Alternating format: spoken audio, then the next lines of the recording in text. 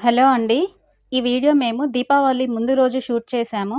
యాక్చువల్‌గా ప్రతి దీపావళికి ఇంటి ఆడబిడ్డలకి కొత్త చీర జాకెట్ పెట్టడం మా ఇంట్లో అలవాటు.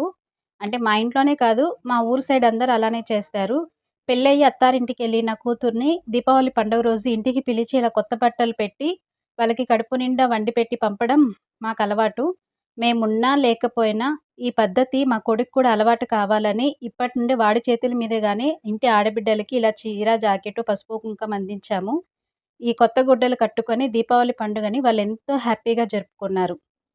నాకు తెలిసినంత వరకు ఈ జనరేషన్ పిల్లలు కానీ, లేదా నెక్స్ట్ వచ్చే జనరేషన్ పిల్లలు గానీ, ఇలాంటి పద్ధతులు అస్సలు పాటించరు. అందుకే మా బాబుకి ఇప్పటి నుండే అంటే చిన్నతనం నుండే అలవాటు చేస్తే పెద్దయినాక కూడా అలానే కంటిన్యూ చేస్తారన్న ఉద్దేశంతో ప్రతి దీపావళికి ఇలా ఆడబిడ్డలకి చీర, జాకెట్ పెట్టమని మా వాడికి చెప్పాను.